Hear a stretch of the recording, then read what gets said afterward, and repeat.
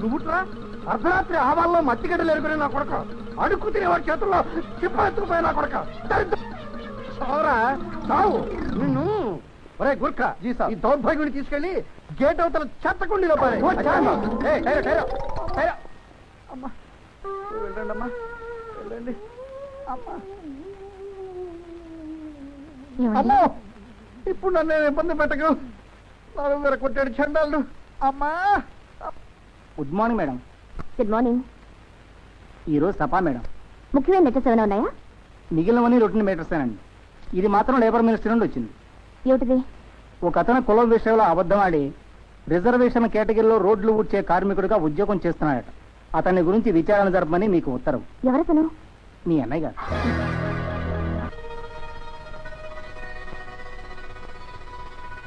Mister మూర్తి, enquiry ప్రారంభించండి.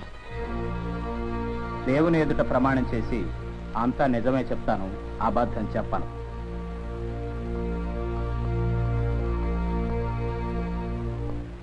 మీ పేరు? Sorry, మీ పేరు? దేవసహాయం. మీరు తగిలించుకున్నది కాదు, మీ తల్లిదండ్రులు పెట్టిన పేరు చెప్పండి. పాపినీడు. తండ్రి పేరు? సర్వారాయుడు. అది కూడా ఆయన తగిలించుకున్నదేనా? ఆయనకంత కర్మ పట్టలేదు. ఏ, కొడుక్కే 2 పేర్లున్నప్పుడు అతన్ని పుట్టించిన తండ్రికి 4 పేర్లు ఉండాలే. ఆయన స్వతంత్రానికి ముందు పుట్టడం వల్ల ఒక్క పేరుతోనే గట్టెక్కిపోయాడు. తెల్లవాడి పాలనలో చదువుకు, ఉద్యోగానికి, బతకడానికి కులం, మతం అడ్డొచ్చేవి కాదుగా. మీది ఏ మతం? అన్ని మతాలు నావే. అదెలా సాధ్యం? ఒక మనిషికి ఒకే మతం ఉంటుంది. ఎందుకు సాధ్యం కాదు? మీరు మీ తల్లికి కొడుకుగా, భార్యకు భర్తగా, కూతురికి తండ్రిగా అందరినీ ఆదరించడం లేదు. ఇది అంతే. నేను హిందువుగా పుట్టాను, ముస్లింగా అవతారం ఎత్తాను, క్రిస్టియన్గా బతుకుతున్నాను. మీరు ముద్దాయిగా వచ్చారు గాని మత ప్రవక్తగా కాదు. ఉపన్యాసాలు ఆపి అడిగిన ప్రశ్నలకు సమాధానం చెప్పండి చాలు.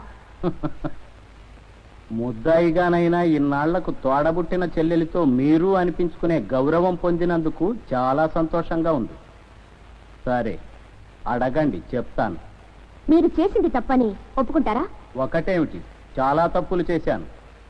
రిజర్వేషన్ లేని కులంలో పుట్టటం నేను చేసిన మొదటి తప్పు. ఏ హై స్కూల్ చదువుతోనో మంగళహారతి పాడేసి రిజర్వేషన్ గొడవలు లేని చిల్లర కొట్టు గుమాస్తాగానో మిలిటరీలోనో చేరిపోక యూనివర్సిటీ గోల్డ్ మెడలిస్ట్ అవటం నేను చేసిన మరో తప్పు. ఇవన్నీ కాదు, కులం విషయంలో మీరు నేరం చేశారు, అవునా? కాదు, నేను అబద్ధం ఆడానే గాని నేరం చేయలేదు. దేశ ప్రజలందరి శ్రేయస్సు కోసం కృషి చేయవలసిన ప్రభుత్వం కులమతాల పేరుతో కొందరిని గాలి కొదిలేసిన, నన్నే నమ్ముకుని వచ్చిన భార్యను అలా వదిలేయలేక కూటి కోసం కులం పేరు అబద్ధం ఆడాను.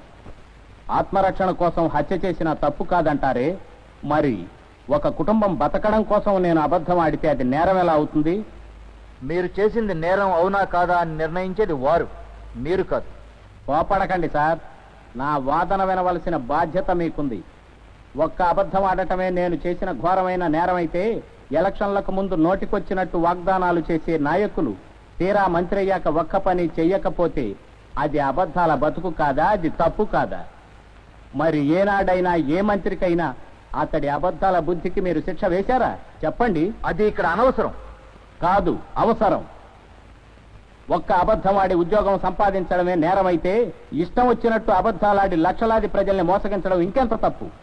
1000 అబద్ధాలాడైనా ఒక పెళ్లి చేయమన్నారు పెద్దలు. మరి నేను పెళ్లాన్ని పోషించుకోవడం కోసం ఒక్కగానొక్క అబద్ధం ఆడాను. ఆఫ్టర్ ఆల్ ఒక్క అబద్ధం ఆడాను. అది తప్పేనా? ఒకవేళ నేను చేసింది తప్పే అయినా దానికి బాధ్యత మీ ప్రభుత్వానిది, మీ చట్టానిదే. అదెలా అవుతుంది? రిజర్వేషన్ల పేరుతో నీది ఆ కులం, నీది ఈ కులం, వాళ్ళది ఈ మతం, వీళ్ళది ఆ మతం అని గుర్తు చేస్తూ దేశ ప్రజల్ని విడదీస్తోంది మీ ప్రభుత్వం, మీ చట్టమే. వెనకబడిన వర్గాల అభివృద్ధికి కృషి చేయడం తప్ప? అగ్రకులాలని మీరు చెబుతున్న వాళ్లలో మాత్రం పూటకు గతి లేక అడుక్కు తింటున్న వాళ్ళు లేరా? వాళ్ళు వెనకబడిన వాళ్ళు కాదా? మరి మీరు వాళ్ళకేమి రిజర్వేషన్ కల్పించారు? రిజర్వేషన్ల విధానం గురించి చర్చించడానికి మిమ్మల్ని ఇక్కడికి తీసుకురాలేదు. మరెందుకు? శిక్షించడానికే? అయితే ఈ వాదనలు, విచారణలు ఎందుకు? పోనీ మీరు అబద్ధం ఆడి ఈ ఉద్యోగం సంపాదించడంలో మీ స్వార్థం తప్ప ఎవ్వరికీ ఉపయోగం లేదని నేనంటాను. మీరు కాదనగలరా? ముందు ముందు ఇంకెవరూ నాలా ఉద్యోగం కోసం, కుటుంబ పోషణ కోసం అబద్ధం ఆడవలసిన పరిస్థితి రాకుండా మీ ప్రభుత్వం చర్య తీసుకుంటే నా వల్ల ఉపయోగం జరిగినట్టే. That's all madam.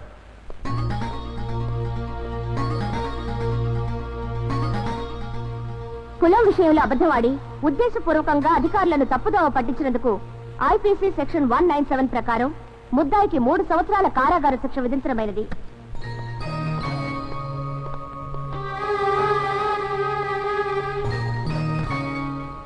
ఒక్క మాట మేడం, మీరు నేరస్తుడని నిరూపించిన నాకు కూడా జైల్లో ఇంత తిండి పెడతారు, కానీ ఏ పాపం ఎరుగని నా భార్యను ఎవరు పోషిస్తారు?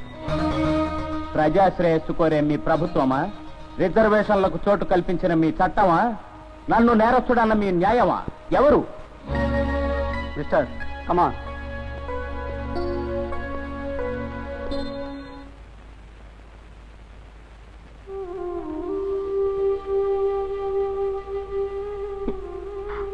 వదినంటే తల్లితో సమానం అంటారు, కానీ నువ్వు నాకు అంతకన్నా ఎక్కువే.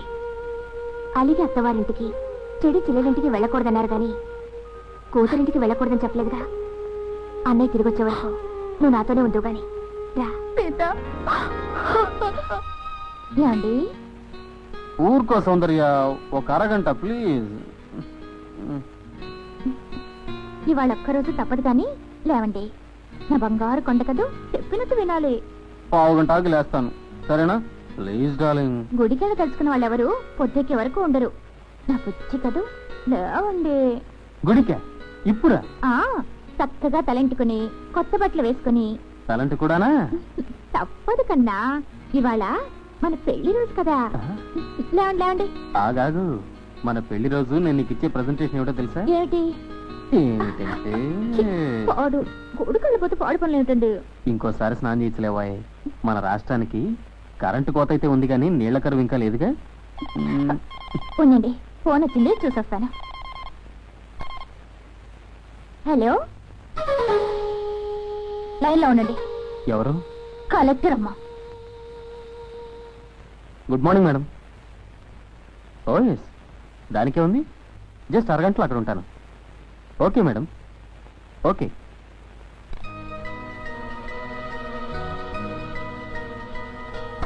డార్లింగ్, అర్థమైంది. అమ్మగారి సేవకు వెళ్ళాలి అంతేగా? ఏ తెల్లారిన దగ్గర నుంచి మిమ్మల్ని చూడండి ఉండలేకపోతున్నానందా? అయినా మన బంగారం మర్చిపోవాలి కానీ ఒకళ్ళకు ఏ లాభం?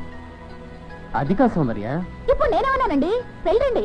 పెళ్ళాకన్నా మీకు ఆవిడ గారి పని ముఖ్యం కదా, తప్పకుండా వెళ్ళండి.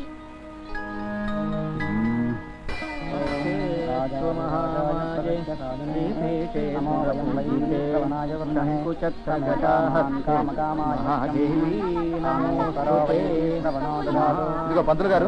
అయ్యా నమస్కారం. కాసేపు ఈ పూజలన్నీ ఆపండి, అవతల కలెక్టర్ గారు వస్తున్నారు. అమ్మా, మీరు కూడా కాసేపు అక్కడ నుంచోండి. ఆవిడొస్తే మాత్రం మా పూజలు ఆపడం ఎందుకు? కలెక్టర్ గారు అంటే జిల్లాకు అధికారి, ఆలయం మర్యాదలతో ఆవిడకి స్వాగతం చెప్పడం మన సాంప్రదాయం. ఎవరైనా ప్రోటోకాల్ పాటించాల్సింది. మీరు అటు వెళ్ళండి. అది కాదండి. No arguments please. Executive officer గారే చెప్పాక ఇంకా చూస్తున్నారేమిటమ్మా, వెళ్ళండి. అదండి. ఓం ధ్రువంతే రాజా వరుణ ధ్రువంతే వో బృహస్పతి ధ్రువంతజింధ్యశ్చాగ్నిశ్చ రాక్షంధారయతాన్ ధ్రువం దేవేం వాచమదలయంత దేవాః తాన్ విశ్వరూపా పశవో వదంతే తానో మంత్రే శవార్జన్దుహాన ధేనుర్వాగస్మానుపతుష్ణుదైతో సుముహూర్తస్తుత్యను గృహ్ణంతో సుముహూర్తమస్తు సుప్రతిష్ఠితమస్తు అయం ముహూర్తస్తు ముహూర్తస్తు సామ్రాజ్యం భోజ్యం విశ్వరాజ్యం వైరాజ్యం పరమేష్టికం రాజ్యం గాలి కబుర్లు అనుకున్నాం గాని మరీ ఇంత బరిదగించా చూసే వాళ్ళకి సిగ్గేస్తుంది. ఇవాళ కలెక్టర్ గారు పుట్టినరోజు అండి. దీని పెళ్లి రోజు కన్నా ఆవిడ పుట్టినరోజే ముఖ్యమైనదన్నమాట. కలెక్టర్ గారిది చంద్రనోళ గోత్రం, ఉత్తరాభాద్ర నక్షత్రం. చంద్రనోళ గోత్రస్య ఉత్తరాభాద్ర నక్షత్రమేన గోత్రనామాలేం కర్మ, పుట్టుమచ్చలు కూడా తెలిసే ఉంటాయిలే. దీని మొగుడు అనుకుని ఏం లాభం? అసలు మొగుడిని వదిలేసి తిరుగుతుందిగా, ఆ మహాతల్లిని అనుకోవాలి. దీని తప్పు కూడా ఉంది లేవే, మొగుడిని అదుపులో పెట్టుకోవడం చేత కాకపోతే సరే. సర్వమంగళ మాంగళ్యే శివే సర్వార్థ సాధకే శరణ్యే త్ర్యంబకే దేవి నారాయణి నమోస్తుతే ఆనంద కల్పూర నీరాజనం దర్శయామి రక్షాంధారయామి. అమ్మా, హారతి కలగద్దుకోండి. ఇంకేం హారతలే, దీనికి కాపురమే మంగళహారత అయిపోతాను. ఇలా కాపురాలు తీసే ఆడదాన్ని ఎడంకాల చెప్పు తెగేటట్టు కొట్టినా పాపం లేదు. ఏందనుకుని ఏం లాభమే, దీని సంసారం సంగతి దీనికే పట్టదాయే. మనిషిలో ఉనుకు పలుకు ఉండేమో చూడు.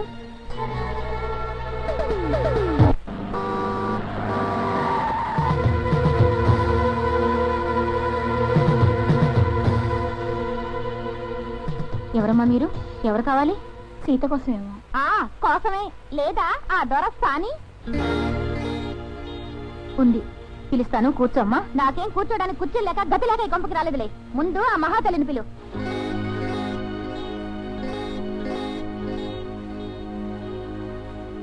సిగ్గు విడిచినమ్మ వీధందరికీ పెద్దని ఇటువంటి వాళ్ళంతా సీట్ లెక్క పట్టే దేశం ఇట్టా తగలడింది.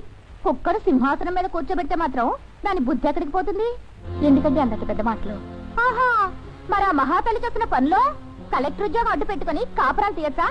చెప్పుతో కొట్టేవాళ్ళు లేకపోతే సరి. పరువు పద్ధతి ఉన్న ఆడదైతే కట్టుకున్న మొగున్నదిలే పీఠన పడుతుందా? వా, ఇంటి నిండా ఉన్నారు జనం, ఎందుకు ఇంత గడ్డి పెట్టచ్చుగా? సౌందర్య, ఏం మాట్లాడుతున్నామో తెలుస్తుందా? ఏ ఉన్నమాటగా అన్నాను. ఉన్నమాట అంటే ఉలికెక్కువని నా మొగుడిని వల్ల వేసుకుంది చాలక ఇంకా సిగ్గు లేకుండా అరుస్తావెందుకు? మాట్లాడవే, నీకు మగాడే కావాల్సి వస్తే నా మొగుడే దొరికాడా? ఊళ్ళో ఎంతమంది లేరు? నీ మొగుడు పోలీస్ అయితే నా మొగుడు పోలీసే, నీ మొగుడు కట్టేది కాశీ అయితే నా మొగుడు కట్టేది కాశీ అన్నావుగా. మరి ఆ మొగుడు పనికి రాలేదా ఇప్పుడు? నా మొగుడు మీద కనబడ్డావు. కొత్త ఉద్యోగం వచ్చేప్పటికి కొత్త మొగుడు కావాల్సి వచ్చాడా? ఉద్యోగం వంక పెట్టుకుని నా మొగుడిని వల్ల వేసుకుంది నిజం కదా? పుట్టినరోజని పెరిగిన రోజని గుళ్ళకి గోపురాలకి నా మొగుడిని వెంటేసి తిరగడం నిజం కదా?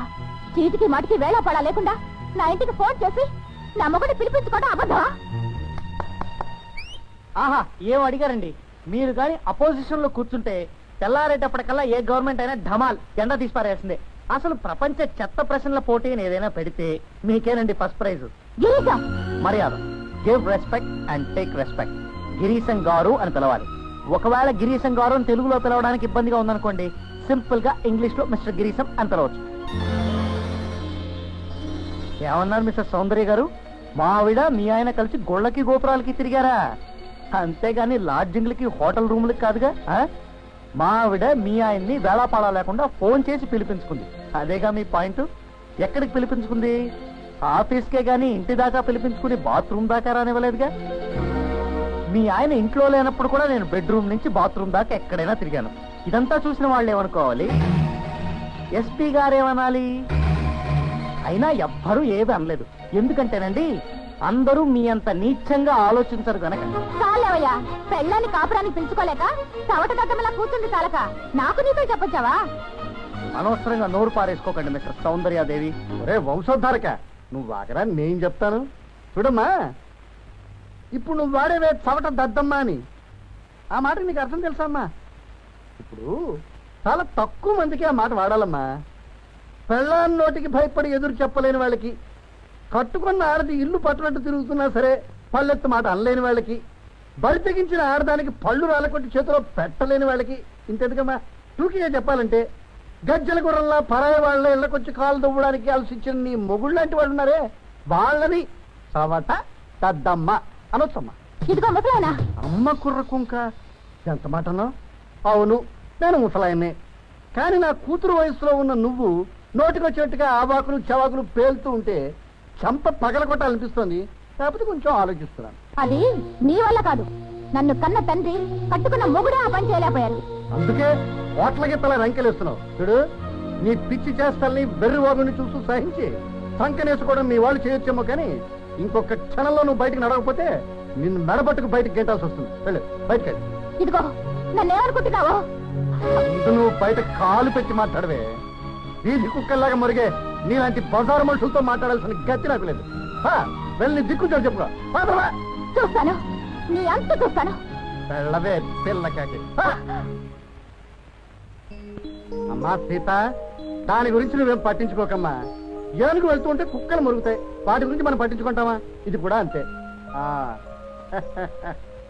ఎరా కుమారరత్నం, అవసరానికి ఆదుకున్న మనీ ఆర్డర్ లాగా కరెక్ట్ గా టైంకి ఎంత బాగా దిగబడ్డావురా. నీ లెవెల్ ఎంత పెరిగిపోయిందిరా. ఏవి లెవెలు, ఏవి కథ.